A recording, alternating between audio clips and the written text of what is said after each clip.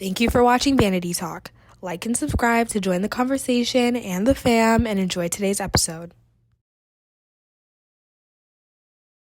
Hi Vanity Girls, it's Lanaya Shanti here, and I want to talk about a heavier topic today.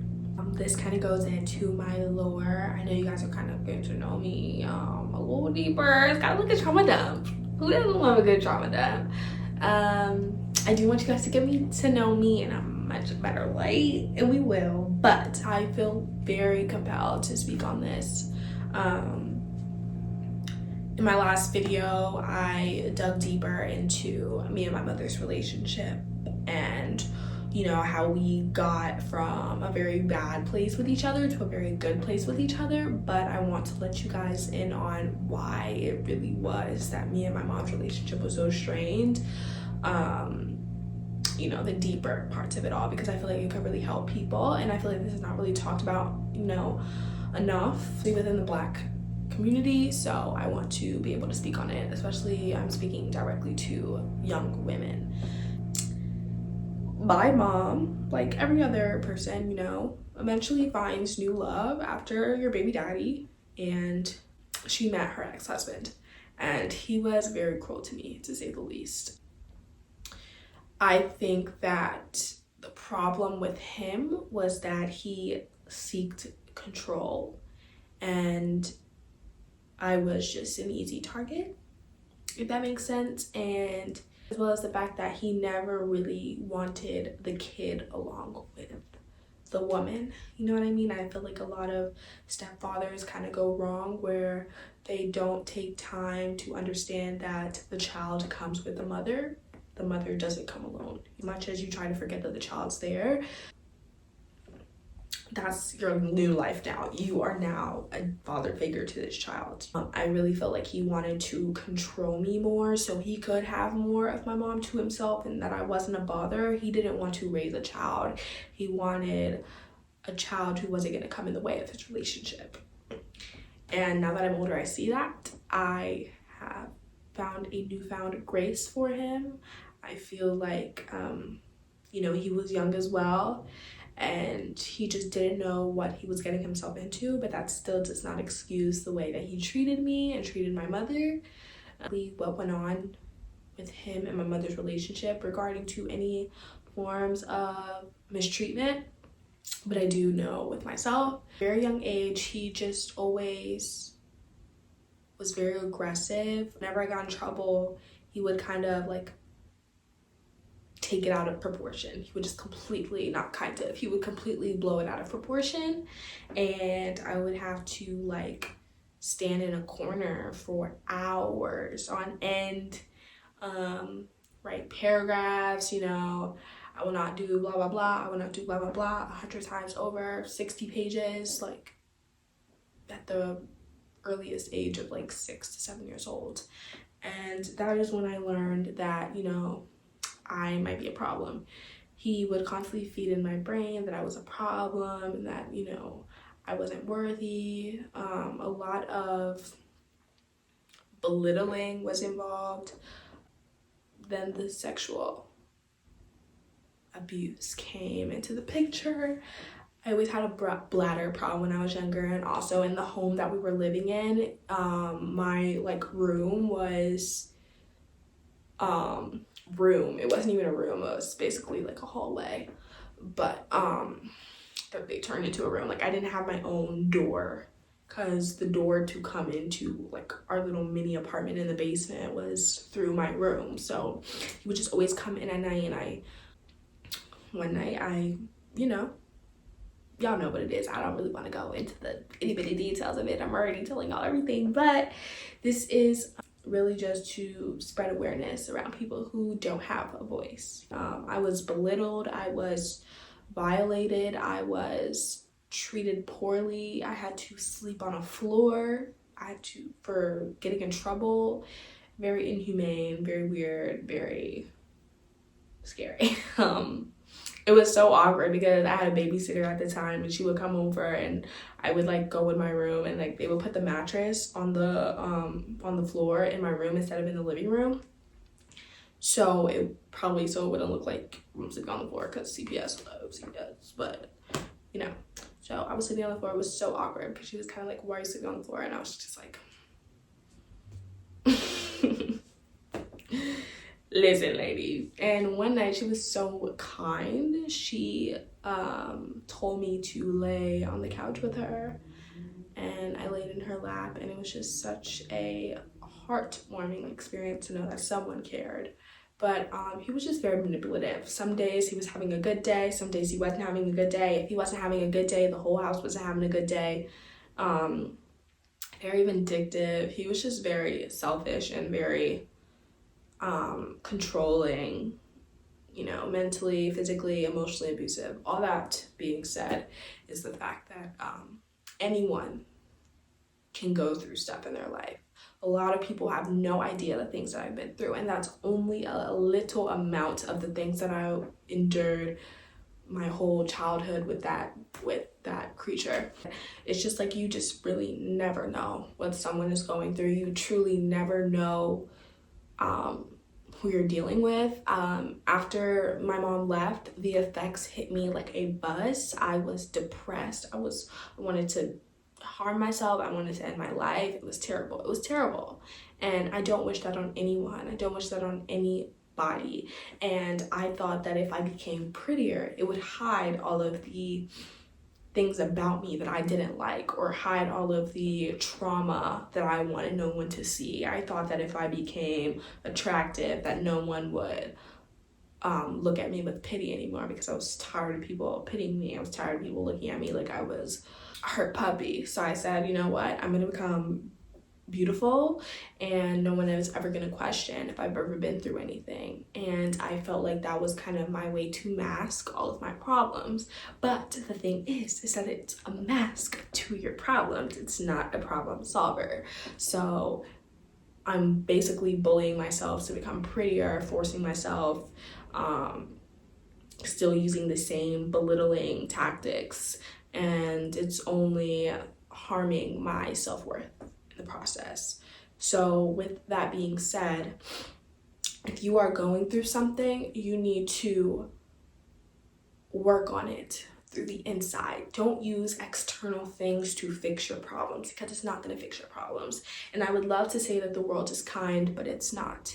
And honestly, the things that you go through in life are for a reason. I feel like God he doesn't give anything to you that you cannot handle.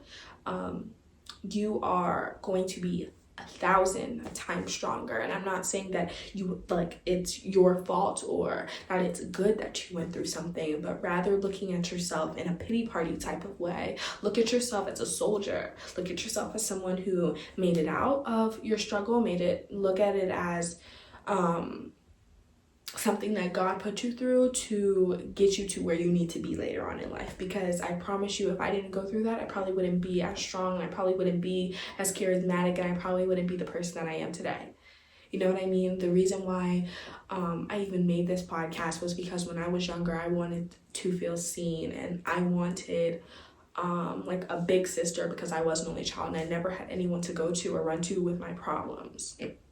So this podcast is kind of for young women to feel seen within themselves. You don't have to be perfect. I am far from perfect.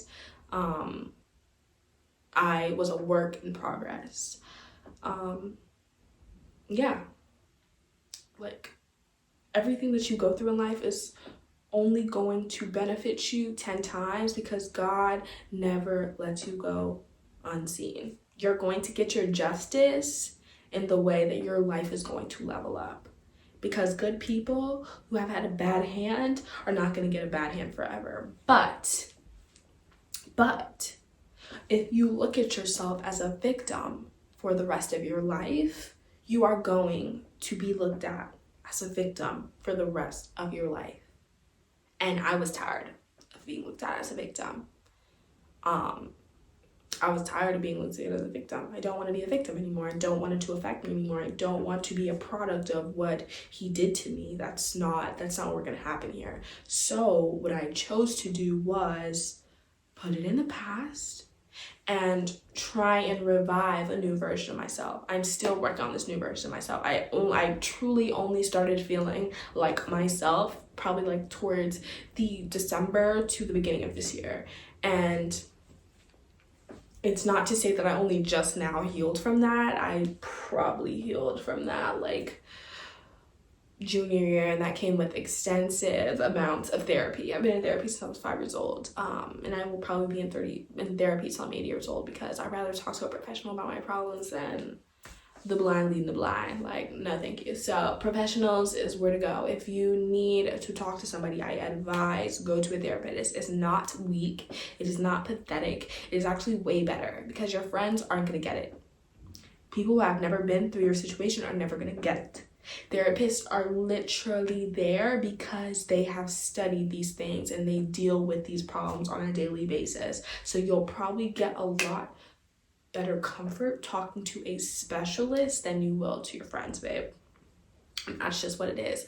I a lot of the times kind of felt alone in my struggle, because it kind of felt like talking to my friend just wasn't an option about it. It's kind of like you dim down the mood. Like, I just never knew how to talk to people about my trauma, because I never wanted to be the person to trauma dump onto people. I never wanted to be the person to lower the vibes. I never wanted to be the person who makes it awkward. So talking to my friends about things that I've been through was just never an option for me. It still really isn't an option for me. I only just started getting comfortable being vulnerable with my friends and truly myself around my friends. And I just feel like it's so hard to really put yourself out there to people and tell them all your traumatic past, all about your traumatic past. Like, it's just very hard, and it's very, like, I'm not gonna say cringe making, but it's kind of just like scary. Like, they're not gonna get it because you don't know if they've been through it. And when somebody hasn't been through something, it is going to be a very awkward conversation, because they're just going to sit there and look at you and tell you you're sorry and pity you, and I don't like pity. So therapists are where it's at. But I just want to tell you that you are not a victim. You are not your trauma. You are more than that. You are strong. You're amazing, and you will get through it. You know what I mean? Sexual abuse is terrible because it shows up in so many aspects of your life that you don't even expect it to show up in. It's so hard for me to connect with men because I have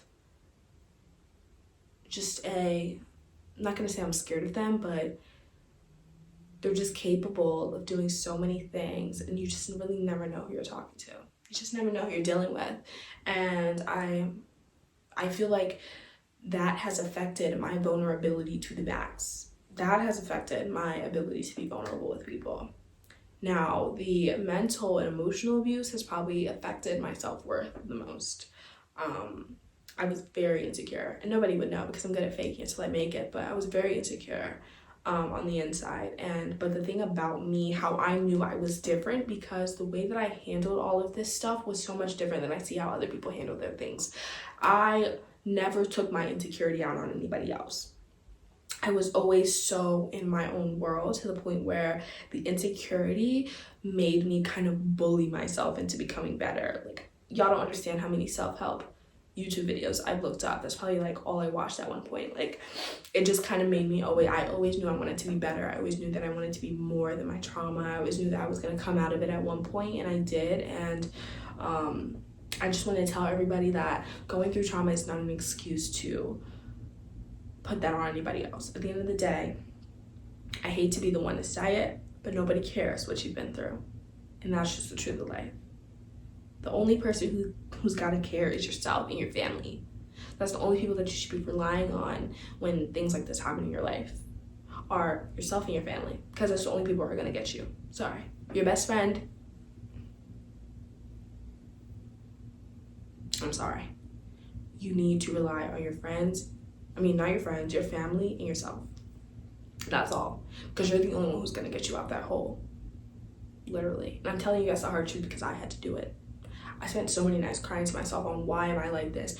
Why did I have to go through that? Why me? Why me, God? I thought you had my back. Why me? And it also really damaged my trust with God, because I really felt like you weren't there for me in the moment that I needed you the most. So where are you even now? You know what I mean? But when you finally get yourself out of that hole and that depressive thinking, and you realize that God was there for you the whole time, because you're not there anymore and you're not dealing with it anymore, and you've come out of the struggle and you've been handed a new deal of cards to pick a new path for your life. That is what he did. So at the end of the day, I just want everybody to know that you are seen, you are loved, you are not your trauma. The people who did you wrong, who abused you, are going to rot in hell, but that's not your deal to carry out. That's God's deal to carry out. What you got to do is level yourself up so nobody can tell you nothing. The worst kind of karma is when they have to see you everywhere and they have to deal with the fact that they did that to you, and they're gonna rot in hell, and you're doing so much better with your life. That's what keeps me going, is the fact that one day my abuser is gonna see me on a billboard and he's gonna realize that he's gonna rot in hell and I'm on a private jet living my best life. That's what keeps me going. What keeps me going is that I might have enough money to sue him when I get older. Like, you know what I mean? Like, I probably won't do that because I don't even want to see your face. God's gonna deal with you. You're gonna get I'm gonna get my reparations when you're in hell. But you are amazing. Don't ever let anyone tell you otherwise. Don't even let yourself tell you otherwise. Your brain is hardwired from what people have mushed into you since you were a little kid. You know what I mean? You've been programmed to think that you're less than because your abuser made you feel like you're less than. So you're the one who's gonna have to reprogram your mind to believe that you are not less than, and that your abuser was just a sociopathic sicko who had nothing else to do with his time but feed you lies about yourself because he couldn't stand to feed himself any more lies. He got so fat and full on the lies that he told himself that he had to go feed somebody else. So, with that being said, like I said, you are more than your trauma, and I wish you all healing and happiness. Thank you so much, Vanity Girls. I've had an amazing girl chat with you guys, and I hope that what I said resonated with you and that you feel like you are not alone. Bye.